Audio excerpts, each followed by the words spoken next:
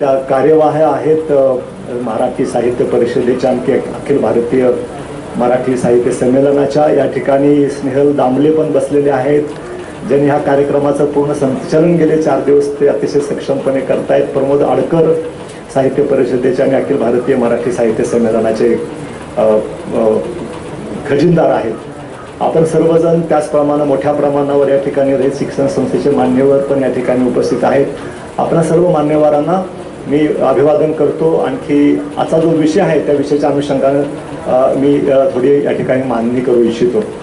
मला असं वाटतं की पहिल्यांदा अखिल भारतीय मराठी साहित्य संमेलन मानण्याच्या मंडळाला मनापासून धन्यवाद दिले पाहिजेत की पहिल्यांदाच असं दिसतं आहे की ग्रामीण साहित्य आणखी बदलता महाराष्ट्र याचा परिसंवाद कदाचित हा पहिलाच परिसंवाद असावा की जो या ठिकाणी व्यासपीठावर अखिल भारतीय मराठी साहित्य संमेलनामध्ये त्याला एक महत्त्वाचं स्थान दिलेलं आहे. म्हणून अखिल भारतीय मराठी साहित्य संमेलन मंडळाचं आणि खास करून आजचे स्वागताध्यक्ष शिवेंद्रराजे भोसले, त्याचप्रमाणे विनोद कुलकर्णी, आणखी मिलिंद जोशी या सगळ्यांनाच आपण या सगळ्या आयोजनाबद्दल आणि हा विषय ह्या परिसंवादामध्ये ठेवल्याबद्दल त्या सगळ्यांचं टाळ्या वाजून आपण मनापासून त्यांना धन्यवाद देऊया असं मला वाटतं. साहित्यानं मराठी साहित्यिकांनी जे साहित्य निर्माण केलं त्याचा थोडा परामर्श घेतला तर मला असं वाटतं की तो जास्त योग्य राहील.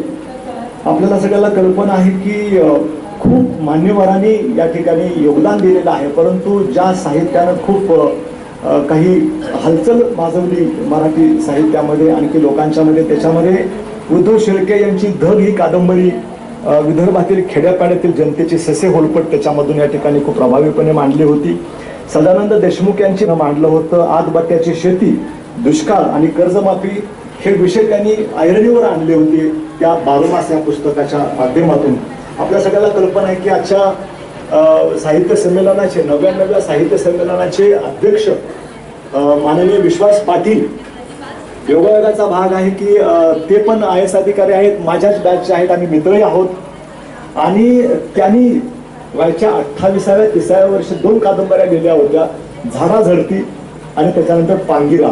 ह्या 2 कादंबऱ्यांच्या मधून त्यांनी पहिल्यांदाच मराठी मनामध्ये विठ्ठल, जखमांच्या खुणा, अस्वलांची पिल्ले, झोंबी अशी अनेक ग्रामीण साहित्यामध्ये प्रचंड योगदान दिलेल्या या साहित्याचा या ठिकाणी या परिसंवादामध्ये उल्लेख करण्याची आवश्यकता आहे.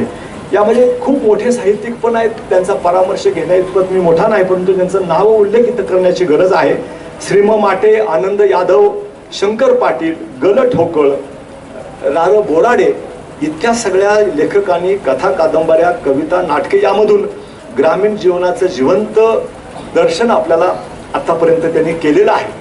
आता या सगळ्या बॅकग्राऊंडवर आपण जर पाहिलं तर राज्य पातळीवर, देश पातळीवर सुद्धा हिंदी लेखकांनी ग्रामीण वास्तवाचं खूप चांगल्या प्रकारचं चित्रण आपल्याला पाहायला मिळेल.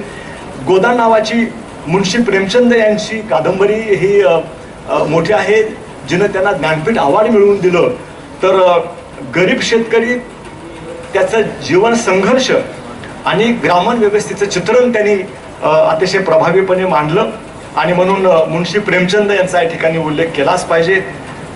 देश पातळीवर तर राष्ट्रीय पातळीवर सुद्धा खूप चांगलं लेखन याच्या बाबतीमध्ये झाले. जागतिक पातळीवर एक लेखन झालेलं आहे. द गुड अर्थ या नावाची पर्ल बर्क या नोबेल पारितोषिक विजेत्या अमेरिकन लेखकाने चायनामध्ये तेथील दारिद्र्य जनतेची असणारी दुरावस्था त्यांच्या ग्रंथातून मांडली आणि तिला जागतिक कीर्तीचा पुलतीझर पारितोषिक मिळालं. हे या ठिकाणी या परिसंवादामध्ये सुरुवातीला प्रास्ताविकामध्ये सांगणं आवश्यक आहे. विशेषतः महिलांची या संदर्भातली परिस्थिती काय होती. कैलासवासी RR पाटील साहेबांच्याच मार्गदर्शनाखाली, नेतृत्वाखाली हागणदारी मुक्त गाव योजना ही महाराष्ट्रामध्ये पहिल्यांदा अहमदनगर जिल्ह्यामध्ये मी CO जिल्हा परिषद असताना राबवली. या देशातलं पहिलं वडगाव आंबलेगाव, ह्या देशातलं पहिलं वडगाव आंबलेगाव हागणदारी मुक्त झालं. महाराष्ट्र हागणदारी मुक्त झाला, देश हागणदारी मुक्त झाला. इतकं प्रचंड बदल एका या 2 गोष्टीचा स्वच्छतेमध्ये झालेल्या कामामुळे झाला. याचं वास्तव साहित्यामध्ये उमटलं की नाही उमटलं ह्याचा आपल्याला धांडोळा घेण्याची आवश्यकता आहे असं मला वाटतं. खरं तर या 2 योजना आणि त्याच्यानंतर आलेली महात्मा गांधी तंटामुक्त गाव योजना, ह्या तिन्ही योजना गावकेंद्रित विकासाची संकल्पनाच मुळात कैलासवासी आर पाटील, तत्कालीन विलासराव देशमुख चीफ मिनिस्टर, हे जिल्हा परिषदेमधून आणखी गावातून सरपंच पदावरून आलेले नेतृत्व असल्यामुळं त्यांनी या सगळ्या कार्यक्रमाला दिशा दिली. आणि गाव पहिल्यांदाच, पूर्वी गावामध्ये चावडीवर बसून निर्णय व्हायचे न्याय अन्यायाचे, ते पहिल्यांदाच ह्या परिस्थितीमध्ये गाव हा घटक, या सगळ्या 3, 4, 5 वर्षाच्या कालावधी गाव हा घटक म्हणून नावारूपाला आला. आणि प्रत्येक गावातली माणसं, मी गावचा आणि माझं गाव, ही संकल्पनाच पहिल्यांदा ह्या 3-4 योजनांच्या मुळे आली. ह्याची दखल घेतली पाहिजे की पुढे सरकारमध्ये शिक्षण, आरोग्य, अनेक विषयामध्ये वेगवेगळ्या योजना आल्या आणि त्यांनी महाराष्ट्राच्या लोकजीवनामध्ये खूप क्रांतिकारक बदल केले. आणि त्याच्यामध्ये शेवटची योजना आता सध्या चालू आहे आताच्या सरकारची, ती म्हणजे मुख्यमंत्री ग्राम समृद्ध योजना. त्याच्यामध्ये पण खूप मोठ्या प्रमाणावर काम करते. या ठिकाणी अनेक कार्यकर्ते त्याच्यामध्ये काम करणारे आपल्याला दिसत आहेत. तर आता हा ग्रामीण विकासामधला हा गाव पातळीवरचा बदल, परंतु गाव पातळीवर जाण्यासाठी म्हणून तालुका, जिल्हा, कनेक्टिव्हिटी, रोड्स आणि सर्वच क्षेत्रामध्ये आमूलाग्र बदल झालेले आहेत. हे गेल्या 25 वर्षातले बदल. मला असं वाटतं की या साहित्यामध्ये त्याचं प्रतिबिंब उमटायला पाहिजे आहे, त्याच्याकडे लिहिलं गेलं पाहिजे. ते लिहिलं जाताना दिसत नाही असं म्हटलं तर वावगं होणार नाही आहे.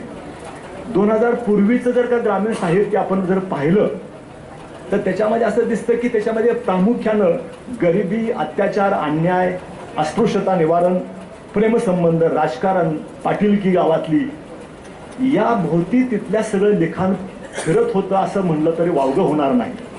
खरं तर 2000 सालापूर्वीपर्यंत म्हणजे स्वातंत्र्योत्तर पुढचा जो काही 40-50 वर्षाचा कालावधी होता, मर्यादा होता देशाला सुद्धा, राज्यकर्त्यांना सुद्धा विकासाच्या बाबतीमध्ये काय करण्याच्या बाबतीमध्ये. म्हणून विकासाच्या बाबतीमध्ये गाव पातळीवर काही घडतच नव्हतं, ही पण गोष्ट खरी आहे. आणि मग साहित्यामध्ये त्याचं प्रतिबिंब उमटत होतं म्हणून तर चुकीचं होणार नाही. पण आता मी आपल्याला जे सांगितलं, जे बदललेलं वास्तव आहे, त्याचा आता आपल्याला या लिखाणामध्ये थोडी नकारात्मकता होती, अन्यायाच्या विरुद्धची चीड होती असं म्हटलं तर चुकीचं होणार नाही. आणि म्हणून ती त्यावेळची प्रखर वास्तव साहित्यामधून उमटलेलं आपल्याला पाहायला मिळालं. पण बदलतं ग्रामीण वास्तव जे नंतरचं आहे, 2000 सालाच्या नंतरचं, त्याच्यामध्ये काय बदल झालेला आहे याच्याकडे नक्की आपल्या सगळ्यांनी लक्ष देण्याची गरज आहे. आपल्याला कल्पना आहे की स्वच्छता अभियान, हागणदारी मुक्त गाव, महात्मा गांधी तंटामुक्त गाव, एखादा घटक गाव केंद्रित घेऊन योजना यायला लागल्याने त्या लोकसहभागावर आधारित, म्हणजे हा पहिला बदल खास करून महाराष्ट्रामध्ये आपल्याला पाहायला मिळतो. कुठेही देशामध्ये लोकसहभागावर आधारित काम फारसं होताना दिसत नाही. ते महाराष्ट्रामध्ये 2000 सालापासून सुरू झालं. आणि आज शेती, शिक्षण, आरोग्य, दलित विकास, महिलांचं सबलीकरण, युवकांचा वाढता सहभाग, ह्या सगळ्या योजना आता ह्या सगळ्याचा सहभाग आपल्याला ग्रामीण जीवनामध्ये ह्या वास्तवातला बदलाचा पडण्याची आवश्यकता आहे. महाराष्ट्रात अनेक गावांनी कायाकल्प बदललेल्या गावाचा, कायापालट गावांचा झालेला आहे. त्याचं कुठेही प्रतिबंध होताना दिसत नाही. खरं तर पहिल्यांदा अण्णा हजारांनी राळेगणला सुरुवात केली, पोपट पवारांनी हिवरे बाजारला सुरुवात केली, आमच्या भास्कर पेरे पाटलांनी औरंगाबादमध्ये काम केलं. याची कुठं दखल साहित्याने घ्यायला पाहिजे होती. खरं तर ह्या गावांच्या आणि ह्या नेत्यांच्या, ह्या कार्यकर्त्यांच्या पुढाकारामुळं आज ग्रामीण महाराष्ट्र जागा झाला, गावं जागी झाली आणि काम करायला लागली.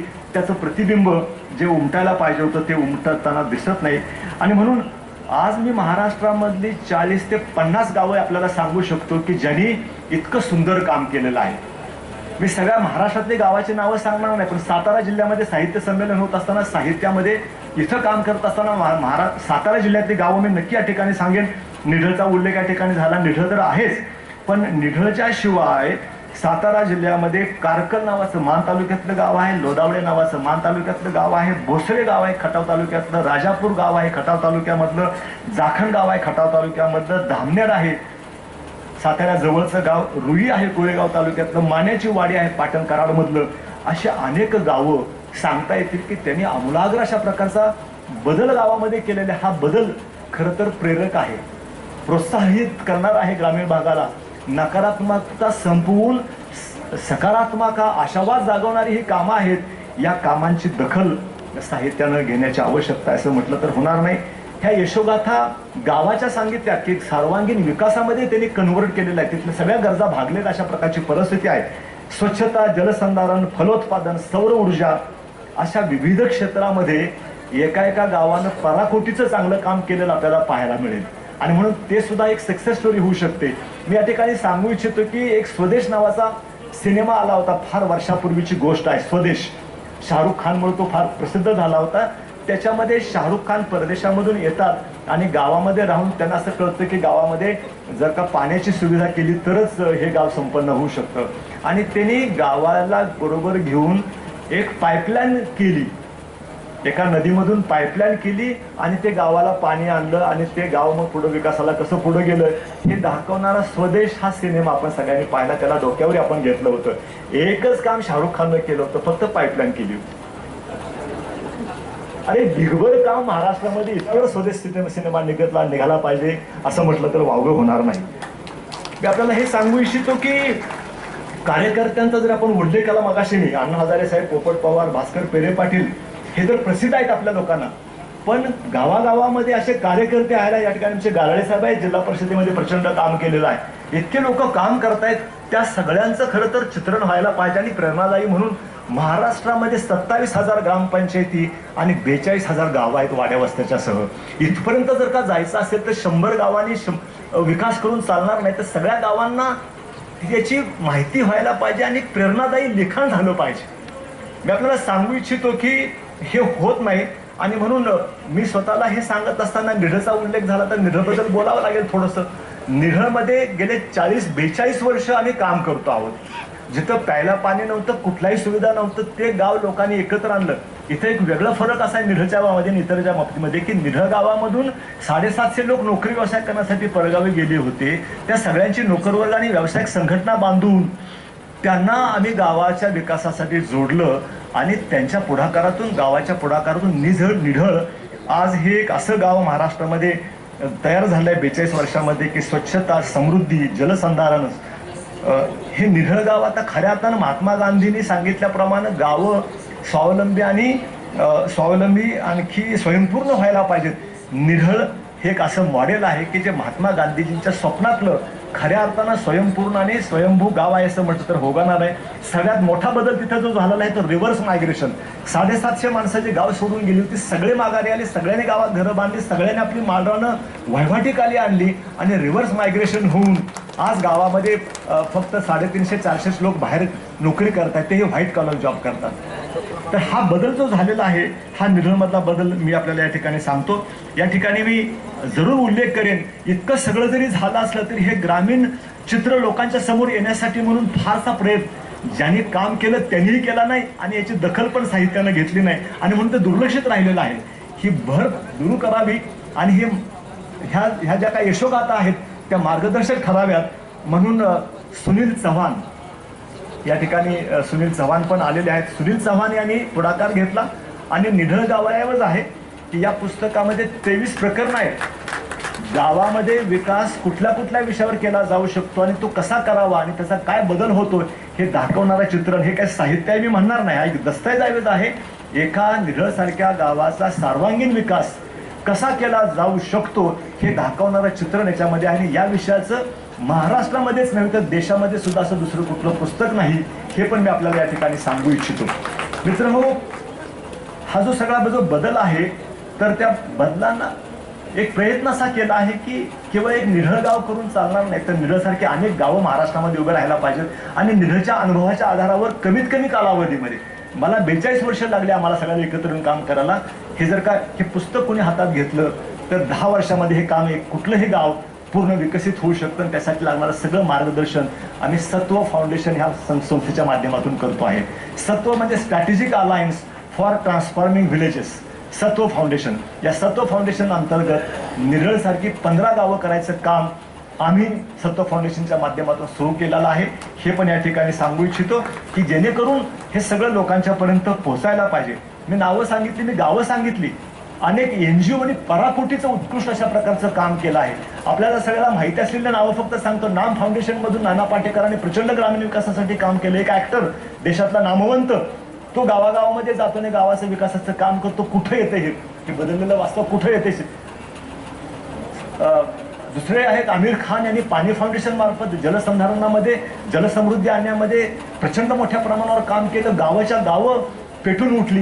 हे वास्तव कुठं आलं नाही आणि म्हणून ती पण येण्याची गरज आहे. अण्णा हजारेंच्या हिंद स्वराज्य ट्रस्ट मार्फत ही गावं कशी घडवावीत, गावात कसं काम करावं याच्यासाठी प्रचंड मोठ्या प्रमाणावर प्रशिक्षण दिलं जातं. त्या विषयावर सुद्धा एखादी कादंबरी होऊ शकते असं मला वाटतं. आफार नावाची संस्था आहे, बायफ नावाची संस्था आहे, मोठ्या नामांकित संस्थाची नावं घेतली, पण छोटी छोटी कामं करणारे अनेक NGOज आहेत, अनेक कार्यकर्ते आहेत. त्यांचं काम सुद्धा एक सक्सेस स्टोरी होऊ शकते, जे मार्गदर्शक प्रेरक होऊ शकते इतरांना. त्याचा सुद्धा परामर्श साहित्यामध्ये व्हायला पाहिजे असं मला वाटतं. खरं तर मी प्रास्ताविकामध्ये खूप बोललो, पहिलाच असल्यामुळे थोडंसं. चंद्रकांत दळवीजी ज्यांनी अनेक गावं बदलली आणि गावं बदलताना बदललेल्या गावांच्या यशोगाथा आजच्या साहित्यामध्ये दिसत नाही, याविषयी अत्यंत परखडपणे त्यांनी भाष्य केलंय. मी दळवी साहेबांना धन्यवाद देतो. आवर्जून या परिसंवादाला ऐकण्यासाठी उपस्थित असलेले तिफन चालते कविवर्य विठ्ठलजी वाघ इथं उपस्थित, मी त्यांचं सर्व श्रोत्यांच्या वतीनं स्वागत करतो. त्याचबरोबर रयत शिक्षण संस्थेचे सचिव सन्माननीय विकासजी देशमुख साहेब, जे राज्य शासनाच्या सेवेमध्ये सहसचिव या पदावरून सेवानिवृत्त झाले आणि आता रयत शिक्षण संस्थेचे सचिव म्हणून काम करतायत, त्यांचंही मी स्वागत करतो. आणि संशोधनाची गाठ पडत नव्हती आणि जे संशोधक होते ते इतक्या क्लिष्ट भाषेमध्ये मांडायचे की ते लोकांना ते कळायचं नाही. आणि या दोन्हीचा संगम साधण्यासाठी अपघाताने मी काही ऐतिहासिक कादंबऱ्या लिहिल्या, पण माझा ओढा हा ग्रामीण साहित्याकडे आहे. 17व्या वर्षी मी स्त्री प्रधान आंबी नावाची कादंबरी लिहिली. त्यावेळेला लग्न, मुली तर एवढ्या लाजायचे की 4 चौघांसमोर यायचं नाही. जी लाजणारी मुलगी ती सगळ्यात चांगली वधू, म्हणजे तिनं खाली पायाच्या नखाकडेच बघितलं पाहिजे.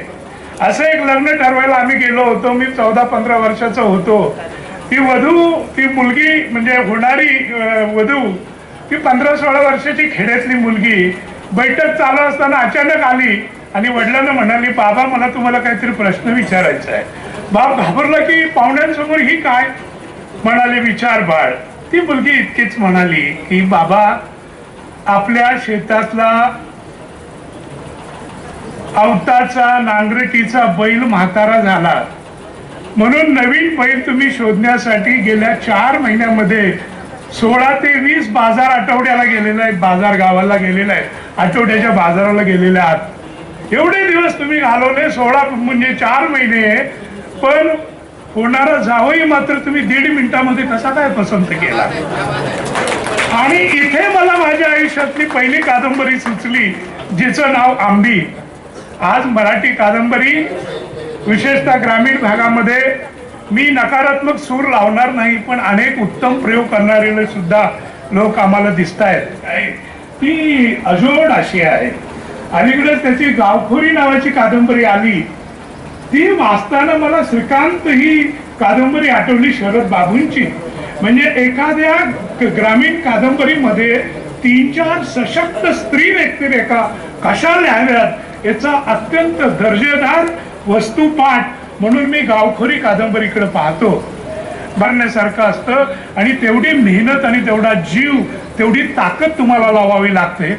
बऱ्याच वेळेला काय होतं नवीन लेखकांचं, एक डॉक्टर मुलगी आहे एका खेड्यातली आणि तिच्या 2 उत्तम कादंबऱ्या मी वाचल्या आणि तिची मराठी भाषा वाचल्यानंतर मला घाम फुटला की अशी सुंदर भाषा मला जर लिहिता आली असती तर मी अजून किती मोठा लेखक झालो असतो, हे मी जबाबदारीनं सांगतोय.